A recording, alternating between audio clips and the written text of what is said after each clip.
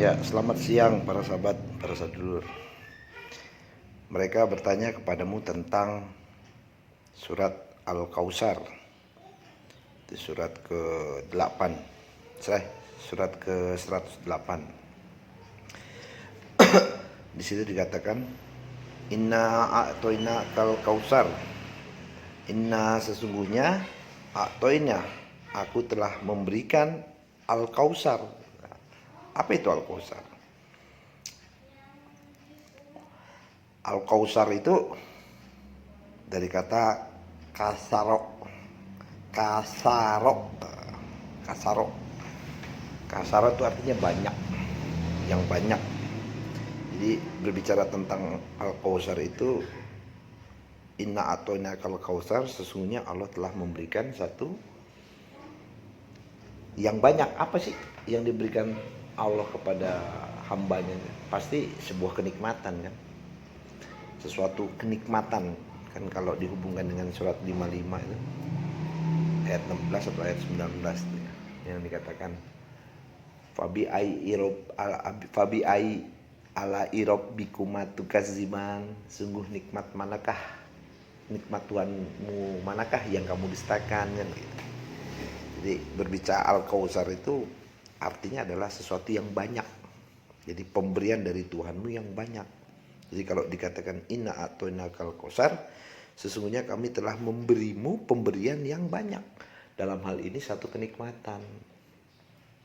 Itu. Maka ketika kamu sudah diberikan kenikmatan, kamu harus bersyukur. Kan gitu kalau dijelaskan di surat 14 ayat 7. Ya kan? Barang siapa yang bersyukur, maka aku tambahkan nikmatku. Ya, gitu. Jadi ketika manusia diberikan banyak kenikmatan oleh Tuhan, maka dia sudah sewajibnya harus bersyukur. Bersyukur bukan ucapan dalam bahasa Arab gitu loh. Syukur itu bahasa Arab, artinya terima kasih, bukan hanya sebatas ucapan Anda berterima kasih itu. Kalau ucapan tidak mewakili apa-apa. Tapi kalau namanya bersyukur, artinya ada satu tindakan perbuatan yang mewakili daripada rasa bersyukurnya itu, atau rasa berterima kasihnya itu. Misal kamu diberikan satu pemberian, diberikan satu kenikmatan yang banyak, ya sudah sewajibnya, sepantasnya Anda bersyukur atau berterima kasih. Tapi bukan dengan ucapan, mengucapkan alhamdulillah, itu namanya bersyukur dalam ucapan, bukan bersyukur dalam tindakan. Kalau bersyukur dalam ucapan nggak salah juga, cuman tidak mewakili suatu perbuatan, hanya sebatas ucapan. Seharusnya bersyukur harus ditindaklanjuti dengan perbuatan, yaitu perbuatan berterima kasih. Bagaimana caranya berterima kasih? Ya analoginya gak mudah aja, gak usah susah-susah mikir berterima kasih itu. Diterima rezeki dari Allah, diterima kenikmatan dari Sang Pencipta, maka diberikan sebagiannya. Sebagiannya itu bukan berarti 50, sebagiannya seberapa bagian yang bisa kamu berikan. Itu namanya berterima kasih. Terima kasih, terima kasih, diterima rezekinya, dikasih sebagian. Itu namanya berterima kasih. Jadi ada satu tindakan perbuatan yang menunjukkan bahwa benar-benar kamu bersyukur atau berterima kasih. Maka kalau dikatakan inna a'toina kal kausar, sesungguhnya kami telah memberimu pemberian atau nikmat yang banyak. Maka fasoli li rabbika wanhar, maka solilah, ya berikanlah, sholatlah kamu, kan istilahnya begitu. Sholatlah kamu karena Tuhanmu. Fasolil irobika wan har, sholatlah kamu karena Tuhanmu. Maka fasoli lirobika wan har, jadi sholatlah kamu karena Tuhanmu, dan wanhar, wanhar itu artinya bertransisilah, berpindahlah gitu loh, berubahlah. Nah, artinya yang berubah ya cara pandangmu harus sudah berubah, karena kamu sudah diberikan nikmat oleh Tuhan, maka ya perilakumu, perbuatanmu, cara berpikirmu juga harus bertransisi, harus berpindah, atau istilahnya dinamakan dengan hijrah. gitu. Tapi dalam hal ini kata wanhar ini dari kata naharo. Naharo itu artinya bertransisi. Nahar berpindah kepada sesuatu yang lebih baik atau sesuatu yang terang gitu. Ya, jadi Fasolli lirabbika wanhar itu adalah sholatlah karena Tuhanmu, maka bertransisilah, berubahlah, change it. Dalam dari yang buruk menjadi yang baik, dari yang baik menjadi lebih baik, dari yang lebih baik menjadi yang lebih benar. Itu bertransisilah, berpindahlah. Nah, dalam proses perubahan, perpindahan dari yang tidak baik menjadi baik, pasti ada pengorbanan di dalamnya gitu.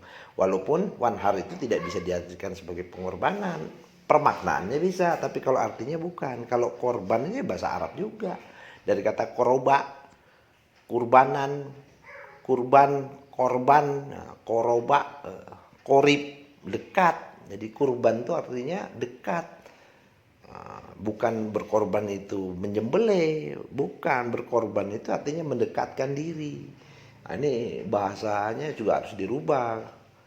Jadi kalau kamu berkorban itu bukan berarti apa ya? Ada sesuatu yang harus kamu kurbankan gitu, ada yang satu kamu keluarkan gitu kan.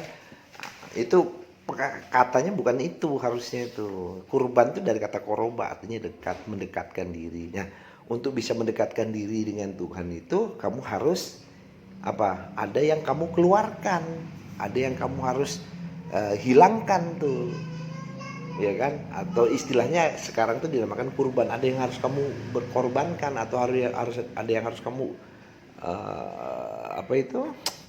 Ada yang diambil sesuatu dari dirimu gitu, kepunyaanmu itu ada yang harus diberikan untuk mendekatkan diri kepada Tuhan. Sama halnya kayak misalnya Anda mendekatkan diri, lagi sedang dekat dengan seorang wanita atau dekat dengan seorang pria atau dekat dengan seorang pimpinan atau jabatan, pasti ada sesuatu yang harus kamu korbankan, ada ya sesuatu yang harus kamu persembahkan, bahasanya begitu tuh istilahnya. Jadi cuman kata nahar ini wanahar ini bukan artinya bukan berkurban. Kalau kurban bahasa Arab, masa nahar diartikan bahasa Arab juga? Kurban bahasa Arab, nahar bahasa Arab, ya enggak gitu dong. Jadi nahar itu artinya adalah bertransisi atau berpindah atau berubah. Jadi yang dirubah itu mindsetnya, perilakunya, perbuatannya yang dari buruk menjadi lebih baik. Itu maksudnya nahar.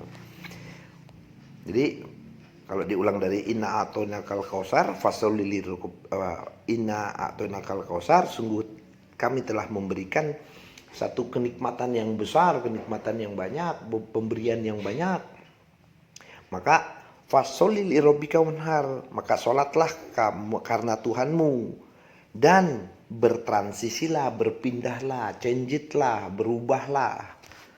Nah, dalam suatu perubahan pasti memiliki satu pengorbanan, istilahnya begitu.